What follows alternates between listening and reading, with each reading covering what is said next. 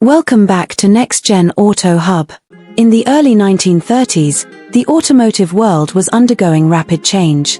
The Roaring Twenties had faded into the challenges of the Great Depression, and automakers were searching for ways to rekindle excitement and progress in a struggling market. Amidst this uncertainty, Chrysler dared to do something extraordinary, to rethink what a car could be from the ground up.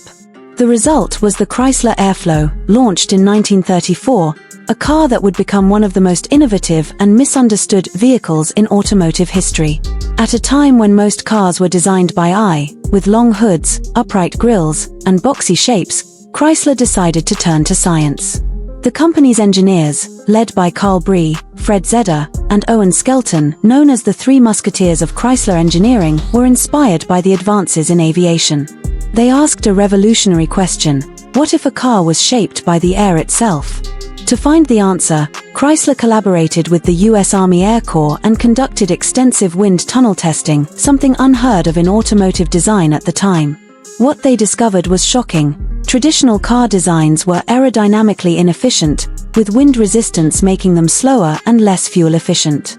Their experiments led to a radical new shape, a streamlined body that allowed air to flow smoothly over the surface, reducing drag and improving performance.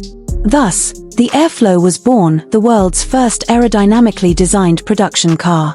Its teardrop silhouette, rounded fenders, and slanted grille made it look like nothing else on the road.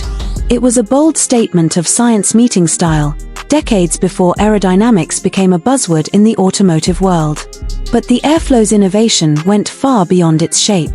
Underneath, it was just as revolutionary. Chrysler completely re-engineered the car's structure, moving away from the traditional body-on-frame design. Instead, they used a semi-unitized body construction, integrating the frame and body for greater strength and safety, a technique that would later become standard in the industry.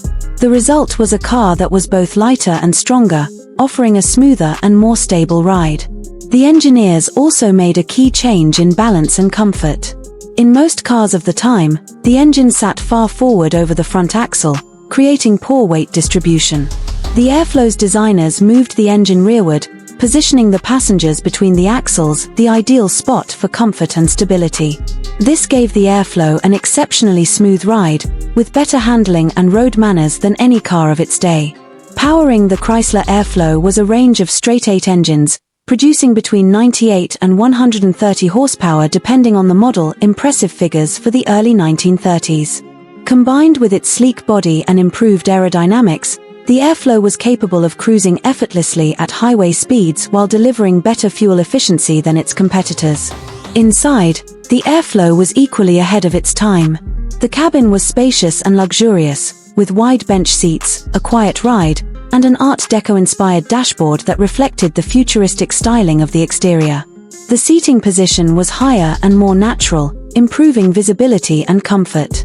Every aspect of the interior design was intended to enhance the experience of long-distance travel, making the Airflow not just a car, but a true luxury cruiser.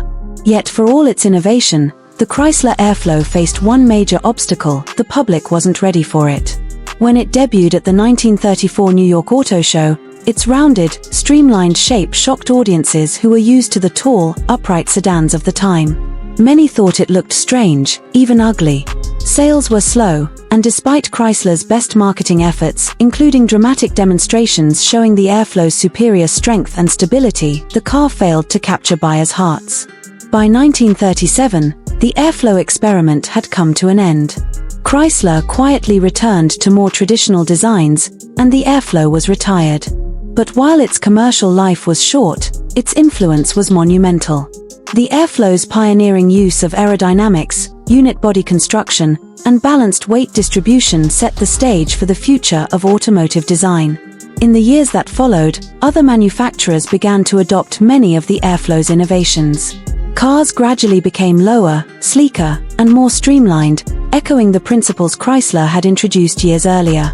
Even brands like Ford, General Motors, and eventually European automakers would follow the path that the Airflow had paved. Today, the 1934 Chrysler Airflow is remembered not as a failure, but as a visionary masterpiece, a car that dared to break conventions and think ahead by decades. It represents the courage to innovate when the world wasn't ready to accept change. In hindsight, the Airflow wasn't just a car, it was a statement of belief in progress. It proved that engineering, design, and imagination could come together to create something truly extraordinary. Though misunderstood in its time, its legacy endures in every modern, aerodynamic, and safety-focused car on the road today. The Chrysler Airflow remains a symbol of bold innovation, a reminder that being ahead of your time is never easy, but it's always worth it. Thanks for watching Next Gen Auto Hub, and as always, stay curious, stay inspired, and keep driving toward the future.